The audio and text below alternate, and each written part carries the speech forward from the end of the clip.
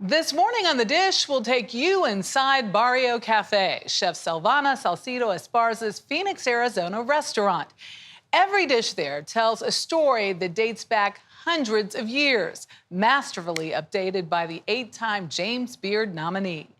Chris Van Cleave sat down with her for a taste of what she calls ancestral Mexican food, but you'll have to hurry if you want to try it.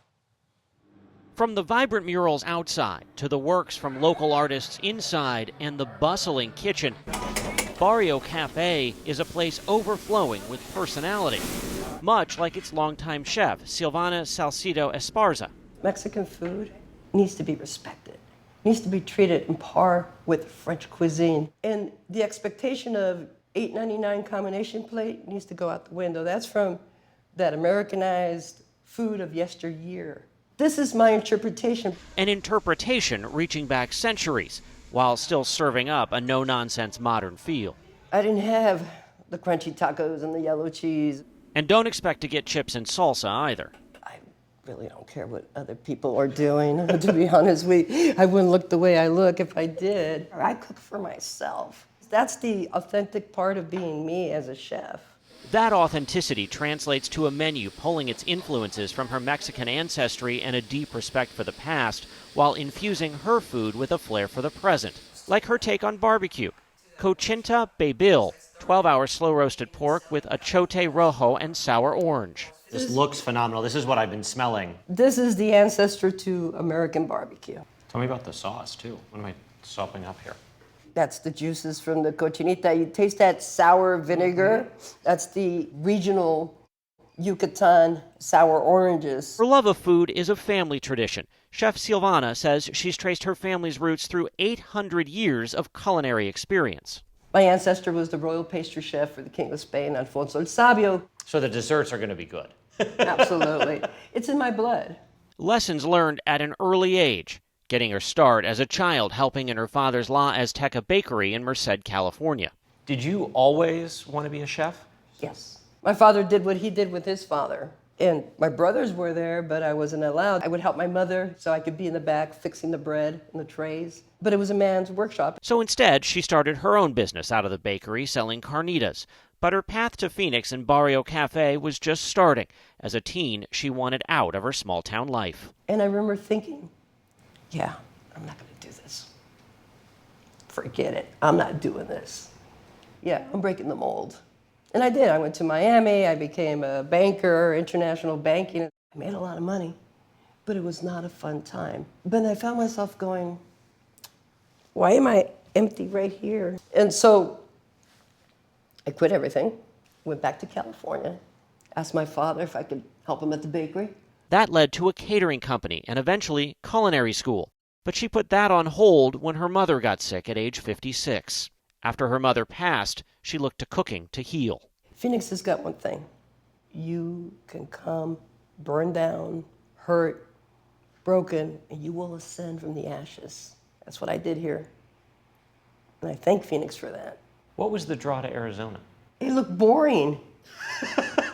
I would focus on what I needed to focus on. She fell in love with the state's natural beauty and got a great job running food service for Arizona State University, but again realized she needed a change. And I already knew since culinary school I wanted to be a Mexican chef, not just a chef. So that just was the motivation that propelled me to take my 401k, quit a fantastic job, and back to Mexico for a year. It was there where I found my power. Learning from locals in small communities across Mexico, Barrio Cafe began to take form. It was in the arms of the ancestral cooks that still protect their culture. And they taught me to protect my culture through my food, through my voice and my power. Popular in the packed dining room, her take on guac made tableside.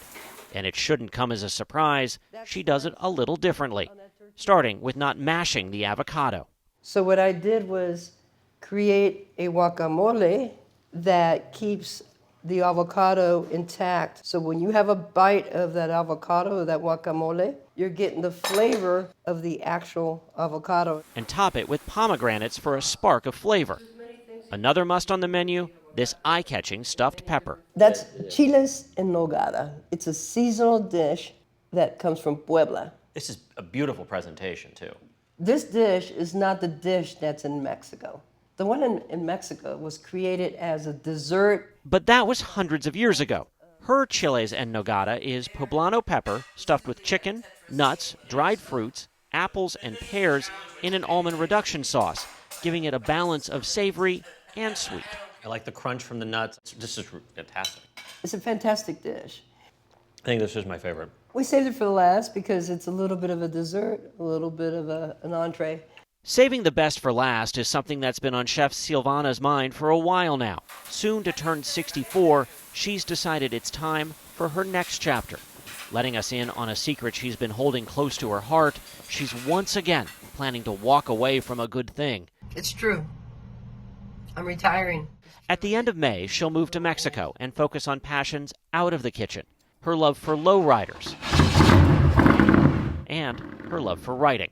She's finishing one book with plans for several more. When I opened this restaurant, I didn't say, hey, we're here, we're queer, come celebrate with us our Mexican food. No, I just was uniquely and differently myself.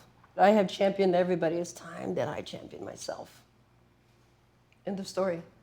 Ta-da, I came, I gave you this. I'm no longer needed like that. It was nice, though. It was nice to be one of those trailblazers. For CBS Saturday Morning, I'm Chris Van Cleve in Phoenix.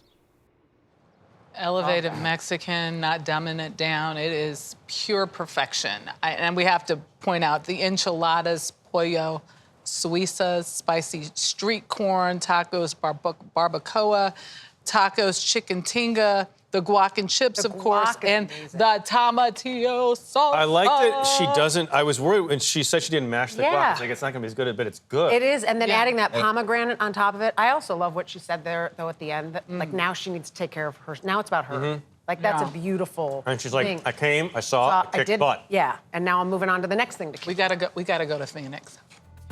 The Dish is sponsored by Oceana Cruises. Your world, your way.